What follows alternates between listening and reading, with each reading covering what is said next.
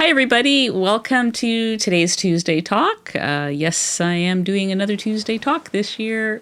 Who knows? Maybe there's more coming. What I have decided to do is I am going to do short ones with a topic that are topics that come from questions that I get either through YouTube or through email or on the Facebook group. I often get asked specific things, and I thought, it would be good to sometimes make a short little video and just talk about certain subjects. So I have a list of subjects, and so there will be future Tuesday talks. Today's subject is going to be about habits versus goals. Now, I know we've all been taught to set goals and that you should set a goal that you can measure.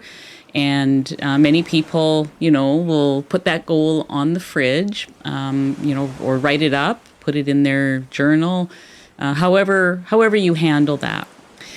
What I have found to be helpful for myself, though, is working on both goals and habits at the same time. And this is actually something that I have learned through coaching. I am in Kelly Hogan's coaching group, and she talks about this a lot. And it took me a while, but I finally adopted, the program there. So let me give you an example. There have been many times in my life where I have set a goal, and it would sound something like, I want to lose 50 pounds, or this month I want to lose 10 pounds. Whatever that number is for you. It could be any other type of goal too. We all have other goals in life besides weight goals. But for me, so many years, because I, was 320 odd pounds, for so many years, the weight goal was the big goal. And I always had the goal. I had it my whole life. I mean, I would go to bed at night, and pray to be thin the next morning. That doesn't work, by the way, just in case you're wondering if you haven't tried that yet. So I would have a goal, like by this summer, I want to lose 50 pounds. That's what my goals would look like. The problem with setting a goal like that is that there's nothing there to back it up.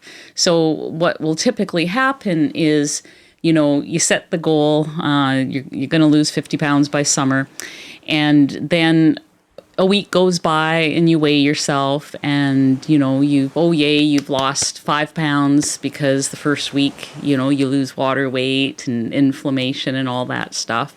The following week, you lose a pound and, you're yay, we're going in the right direction. And then the following week, you're up 2 pounds. And then that's when things hit the fan. You have... what happened? You may have done everything the same. Maybe there was no difference between that third week and the first or the second week.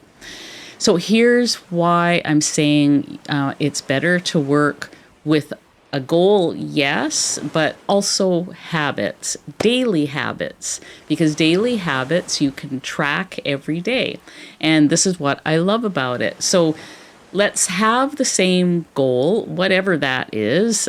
For instance, I'm still 30 pounds away from my goal weight. And so that's kind of my overall goal, is to lose the final 30 pounds. I haven't put a deadline on it. I probably should, but I'm not going to. I'm not ready yet at this point to put a deadline on it.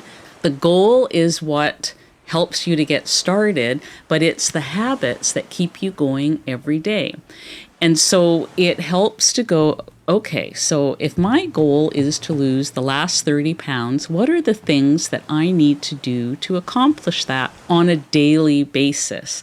And so that's where the habits come in. So I make a list of habits. Maybe they are things like drink 6 glasses of water or 8 glasses of water, whatever that is. Follow the macros that I have figured out for myself. Or maybe you don't track at all. Maybe your goal is just to stay under 20 carbs, or maybe it's to just eat meat and vegetables. Maybe it's just to eat meat every day, no processed foods. Many of us would also have goals like I want to get 10,000 steps a day. And, if you have a ring or a watch or some kind of a smart watch that you can track that, you can measure that. So other things could be, I want to do some deep breathing every day. I want to greet the sun, get to bed on time. There's all those holistic type goals that help us to feel better and feel happier, going for walks, all those little habits. So you can do that on a piece of paper. Many people are quite good at doing these things on a piece of paper. And for most things, I'm a pen and paper person. I have trouble with keeping track of things online. But for some reason, I had trouble with the habits on pen and paper. And a couple of weeks ago, I installed a habit tracker app. And there's many of them out there. So if you just look on your phone in your app store for a habit tracker app, you'll find a few. And I just went for a super simple free one. And you can just tell it what habits you want to track, what they are. And I get reminders and I just fill them in at the end of the day. And there's something about that, you get the, oh, yay, you did it. There's something about that makes me feel like I want to do it again the next day. And so for me, losing 30 pounds is the big goal, but I need to know what I have to do every day, on a daily basis to get there. And then that way, so if you take my example before where, the first week you lose 5 pounds because you've lost the water weight. The second week you lose another pound or 2. Things are going great. The third week you gain a pound or 2. You can look back at your habits, your habit tracker, and you can say, okay, well, every day, here we are. I mean, I drank my glasses of water. I met my protein goals. Look how many steps I did. You can look at that and you have all these wins every day. I look at that and I feel confident that I'm doing everything right. Because I do get a lot of emails from people that say, I haven't lost any weight. What am I doing wrong?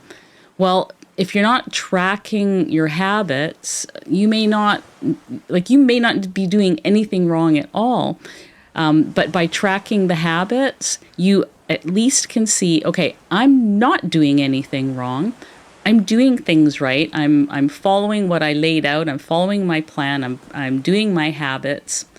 So I am confident that this is just one of those things because, scales go up and down. It's just a measure of gravity. It doesn't always reflect what is actually going on in our body.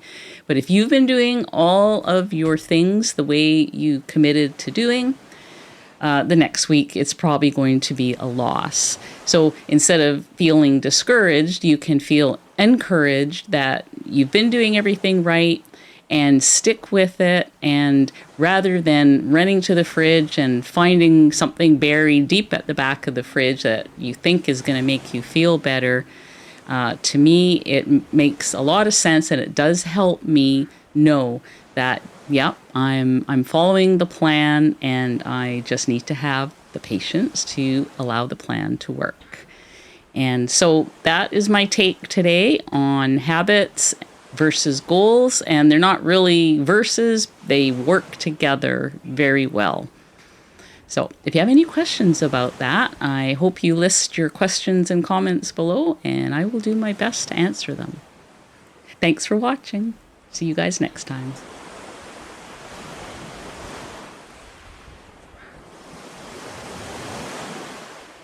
Thanks for watching. See you guys next time.